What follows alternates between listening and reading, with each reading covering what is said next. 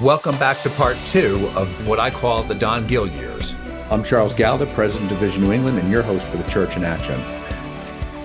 One of the things I want to make sure we do is capture some of the other folks who are in it. And I'm not going to ask you guys to name everybody you remember or anything like that. But who are, from this distance, and I know that's also not fair, but from this distance, are there some names and people who pop up in your mind and say they were significant at this time for X reason or something like that? Who are some of those folks? We've already mentioned Paul Toms. Paul was at Park Street and a wonderful pastor to that congregation, but also was involved with a lot of other larger organizations. But he took a very personal interest in the EANE at that time, Vision New England. And I know my dad really appreciated his involvement, often behind the scenes, not in front, behind the scenes. And those are the people that meant the most, I think, at times for my dad. Gordon, some names that come to mind for you? Yeah, we had a layman in our church by the name of Nathan Hubley. Mm-hmm. Hubley came to faith in Jesus back in the 1940s. In business, he ascended to the presidency of the Carter Ink Company, which was a medium-sized, well-known company across the United States. And he was the president and CEO. And he helped found Grace Chapel. If you go back into the Grace Chapel years, it starts with a woman who, it is said, prayed this church into existence. And then there was a handful of young couples who moved out of Cambridge and Boston to Lexington area and bought small homes and had a base. And Nathan Hubley donated his basement for a Sunday morning worship service. And so these 10 or 12, 15 people would get together on Sunday morning, and they would have their worship. And then they moved to rented quarters, and the growth of Grace Chapel took over rather pleasantly. But at the corner of it all was Nate Hubley. When this man said something, everybody turned their head. He was like the E.F. Hutton of the old advertising years. And I had to preach to him every week. And he knew more about the nature of Christian grace and love than I'll ever know in the rest of my life. But it was men like Nate Hubley and a half a dozen more from some of those 128 churches. If they hadn't been there to carry the weight, those young pastors like myself who was trying to figure New England out, we would never have made it.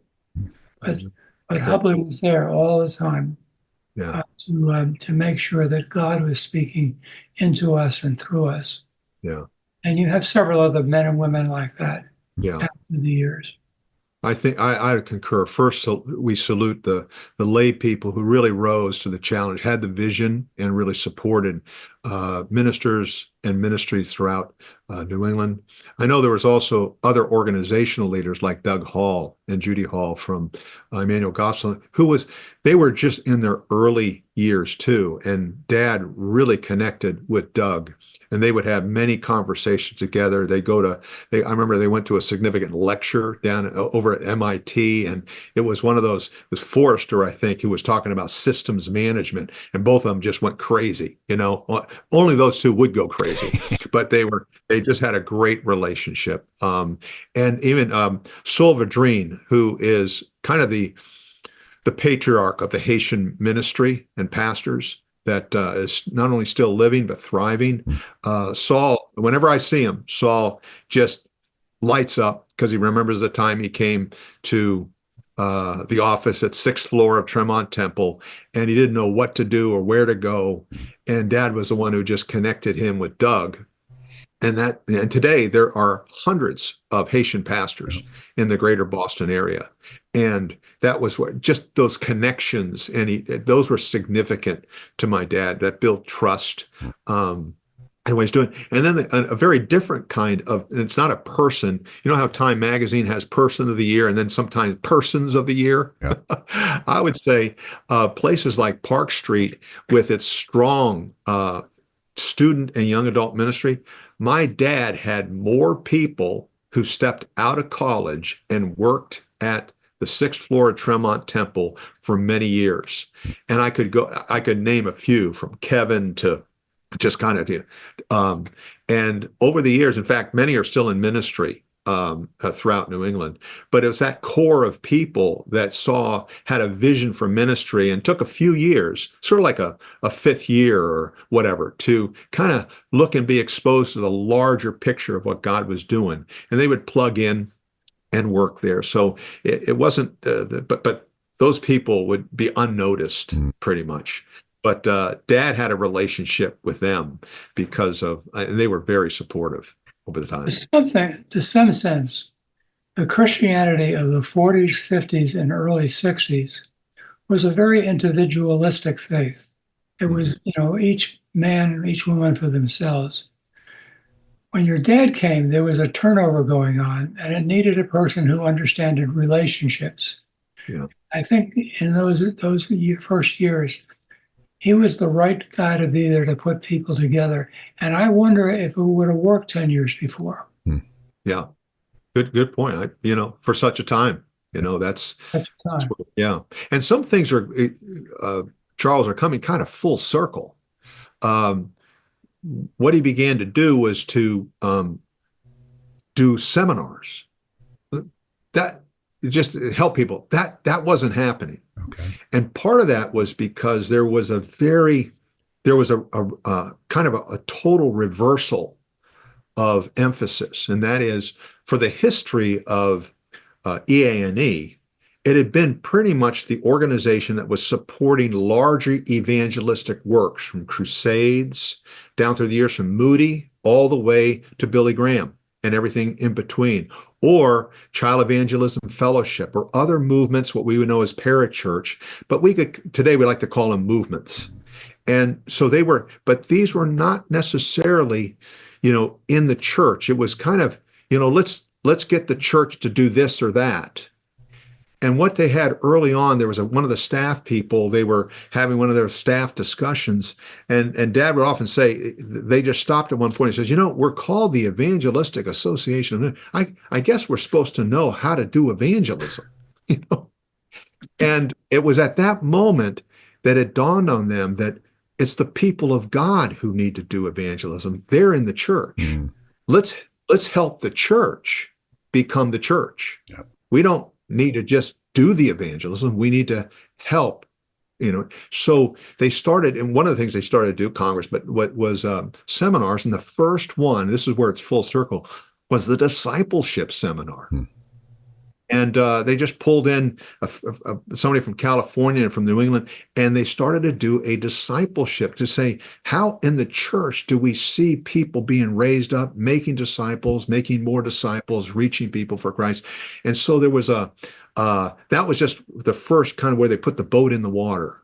And then resourcing happened. But the shift was in the mindset to say, we're here to build up the church. And that's what started to make the big difference. We're not here for you to support what we're doing, in a sense. We're here to really equip you in any way we can with others, whoever can resource you in that. That was a key shift. In that. And I think it may be, but you were saying, Gordon, there's differences in shift. And I think up to that point, it was I think Ralph Winter, missiologist, called it the 25 unbelievable years in the post-war, because if you didn't have it, you just started a new organization. Mm. And so you had all these organizations doing things. But what was getting lost possibly in it is the local church. And that's what's the shift in the early 70s, to begin to say, how do we help the church, pastors, but also Christian leaders, grow in Christ and become the church that God wants? Well, where does church planting come into this? Because it seems to me, as I look over the landscape now, something is aborting all over the place. And this younger generation is not as interested in populating old churches as they are in making new ones. Right. Mm-hmm. As I drive through New Hampshire and Vermont, I see all these little churches suddenly appearing all over the place. So it's another step in the church's history. Yeah. Yeah.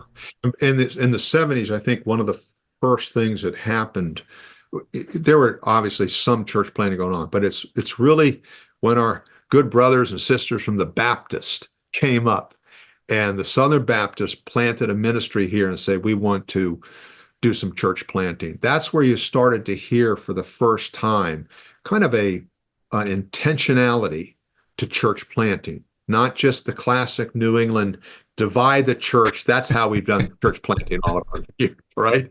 Division, but this was an intent. So that started in the early 70s, and it just grew. And of course, they're still strong, but every other organization too. But I can't really answer the question, Gordon, but you're right. It's just the multiplicity of ministries that say we need to start something new is much more in the newer generations. Well, the old iteration you're talking about, it depended on church planting the old way, which would be you go into the location and there are a lot of individual seats. The new church planting takes into account a large visiting space and maybe chairs that can be moved around to accommodate 4 or 5 different functions in a daytime. So there is a sociological change that has happened, which I find interesting. Yeah. You drive through New England and you look at most old churches, there's no room between the front door and the sanctuary. And yet what we've all discovered is if you don't have place for people to stand around and talk, get to know each other, they won't stay there long anymore. They demand relationships. Yeah. We see that in New Hampshire all the time. Yeah. Now, one name you guys haven't mentioned, but I know because I've come across it a couple of times, and Dennis, you and I have talked about, is Alan Emery. Oh, yeah. And who was... Yeah, Alan II was really the one who, because he was also on the board of Billy Graham, was the one who was chairman of the board when my dad came. And his son, the third, became after him. But Alan Emery, the first, was the board. So the Emery family, Emery men, were really, for many, many years, chairman of the board of VNE. And Alan had a remarkable ministry himself, the second, in terms of evangelism. You can still go around, my generation, you can go around and find clubbers. And a clubber was a person who went to the club at the Emery home down south on the South Shore, and many of them came to Christ. I had missionary friends, pastors. I know Jack up in Maine, Dick, who was a missionary. They came to Christ at the Emery Bible study. And Alan, he was a remarkable teacher, illustrator, but they had this club up in this mansion, and clubbers came. And so he had his own ministry that was amazing. He was pretty much involved with Park Street and Harold John Ockengay, but he was also involved at large. And so he would be a person that would really be featured in those years. And that club met at his house, which was in Weymouth, which is now part of a park there. And I think they're trying to do restoration of that house because he left it to the city. And that club met in his house for 30 years. Yeah, as I found out. And you guys may know this, but I'll share it just because you may find it interesting if you don't. There were 4 girls at one point in that club who were praying for another girl in their school to get saved. And that girl was Rindy Bennett. And Rindy is on our board today. And I know you guys both know Rindy and the Bennett family. And so Rindy was prayed for by girls at Alan Emery's house. And her father got saved at a Billy Sunday revival. And we were Billy Sunday's partner doing revivals in New England back in turn of the century, 20s, whenever that was. And so that history is, to me, is so exciting. I don't want to lose it. And so what would be a funny recollection of of Don's time at Vision New England? Funny? Yeah. Maybe the story he doesn't want you to tell. Oh boy, I'm going to have to think about that one.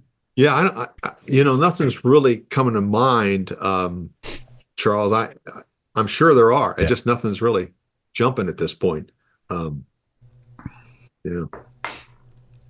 What would Don say, do you think, looking back at his time there of what he saw God do? And if that's an unfair question, just tell me. Well, I do wonder. He reminds me of the type. He would spend time traveling around New England and looking for the winners. And when he sought the winners out, you'd want to sit down with them and exhaust them of all the detail of what they know that was making that ministry a winner. And that's good marketing, isn't it? Yeah. He was always curious. He always wanted to know, what are you doing here? What are you doing there that makes that successful or whatever? I never heard him disparage anybody. And, that's a terrible temptation in Christianity, to always be, yeah, he's a good preacher, but he's not so hot here. And Don and then he wanted to exalt the men and women who punched forward and somehow were filled by the Spirit of God and had something to say that other people could profit from. Mm-hmm. Yeah. Yeah. Dennis, what would you add? Did that describe the Don Dennis? Oh, yeah. Yeah. The way you started the question, it's a memory, but it was kind of pushing it toward, Don. And anytime you got close to sort of saying, wow, Don, look what you did, or accept that, man, you would find immediately a pushback and a push up, which would say, well, God has been, and he just always was pointing to what God was doing. Now, we know that's the right answer, but you can tell when it's genuine and is part of the person. And Dad was one who, very positive, as you say, Gordon, wouldn't really talk ill of the dead. But was very, very willing to say, look at what God is doing. Yeah. So I think that trait just drifted into everything he was doing. And it's something, I think most of the Gill clan would say it definitively, that he was very much in his thing. Now, if you really wanted funny stories about Don, you would have to talk to Beverly Gill, because she's the one who was married to him for so many years. And she had a favorite book. And what was it? It was a book written on Sarah Edwards. Marriage to a Difficult Man? Marriage to a Difficult Man. That was her, next to the Bible, that was her favorite book. and it was only because you got to understand what it's like to be married to this guy. And I wonder if Beverly introduced that book to Gail, or Gail introduced the book to Beverly. Yeah, it could have been either or. Well, don't mention it to my wife. Pardon? Don't mention it to my wife. Right. It is a great book, and Gail's kept it almost on her nightstand for 25 years. Yeah. Remarkable book, but the title is terrible. I know. It doesn't convey the spirit of the book in any way. Sarah Edwards was a beautiful, wonderful, godly mother and encouraged her husband.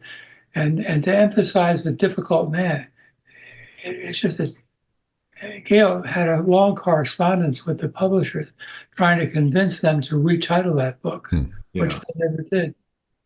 But it's a great book. Yeah. Sorry, I didn't interrupt. I interrupted you. No, A Difficult Man. That's worth looking up then. It's one of the best books there is for any woman who wants to know how to be a pastor's wife or in Christian service, and any man who wants to understand both the male temperament and the female. It is a well-written book. Yeah. And you can tell I approve of it. I can. Any last thoughts you would want to share that I haven't brought out that you think is significant of that time you would want captured and for folks to hear? Well, and I mentioned this to you really quickly, Charles, just a few days ago, actually. And that is, when I get the current Vision New England mission update, I have the privilege of sitting through the early years and saying that's exactly what Don Gill would want to see happening. He had a little, it was a brand new idea. Get a newsletter, a paper newsletter circulating around New England. He called it Expect. And it would just be, a couple of pages of what God was doing, how to hook in, how to help you here in ministry. And he just started to circulate that. But I would say that he would be enthused to see, and that's just one dimension of communication in Vision New England today, that he would very quickly be excited to see the ways that things are connecting and continuing to grow in a very new time. We're in a digital age. Everything has to shift so often. So the methods change, the way things are done. But at the heart of it would be being encouraged that God's afoot. He's moving. It's in a different day. There's so many opportunities for us to collaborate, to connect, to encourage, to be, just keeping that vision for what God wants to do in New England.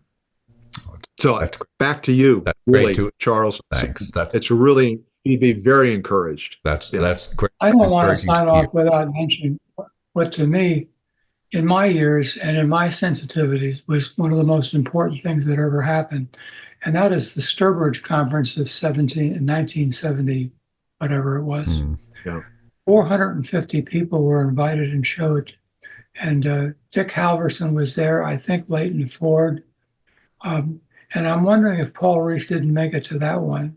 Mm-hmm. But that was historic because it brought leaders from every one of the 6 states, all the major cities. Mm-hmm. And they spent 3 days together. Mm-hmm. I remember toward the end, I had the privilege of giving the closing sermon, and then there was going to be a Eucharistic service. And everybody had to pick a partner, and then you would give each other the elements. And I always remember that when that moment came, I felt a tug on my side here. And there was the Episcopal Bishop of Massachusetts, who was at that conference. And he knelt in front of me and did as they do in that tradition. Would you please serve me? And, I'm not sure I had enough emotion left after me, because the Episcopalians were talking to the Baptists and the Presbyterians were talking to them. Well, you get my point. But out of that conference would ultimately come 2 years later, the Billy Graham Crusade of 1982 or 83, which a lot of people, date back to their conversion. And then there was a great Sunday school initiative that went for a while. But that 1979, 1980 period, I think, is a major change point in the spirit that caused VNE to happen. And you're going to talk more to Maki about this kind of stuff, but he'll pick it up, and whatever he picks up to talk about has its foundation on that Sturbridge meeting back in the late 70s. Yeah. I'm glad you shared that too, because I've heard about that, but I didn't know much about it. And guys, thank you so much for taking time to chat with us today. Thank you for sharing your reminiscences and helping us capture them. I love to honor our history, but I just think that everything we do, even today, and I appreciate the kind words and encouragement you guys are always giving me, is building on the foundation of everybody who came before us. And when I got involved in Vision New England, the number of times, and I had the privilege of meeting Don a couple of times, again, just a little bit, but boy, the number of people who loved Don Gill after he left Vision New England 20 years before I got involved, and the number of people who remembered Don Gill, whose lives he touched, who valued him, who remembered him well and loved him, was just a testament to the man he was and the work he did. And Dennis, while your point is true, all the glory goes to God. He uses faithful people, and your dad was a faithful person that he used. And so I'm grateful for him, and I'm grateful for you guys. Thanks. Thank you, Charles, very much. Thanks, Charles. To support this program and accelerate evangelism, go to visionnewengland.org and click on Donate, or click Member to become a partner with us. This program is supported by the Palau Association, who are dedicated to proclaiming the good news, uniting the church, and impacting cities worldwide. At Leadership Transformations, we believe that when you have the right resources to help you slow down and experience a deep and refreshing connection to God, you can become the discerning leader you know you are created to be.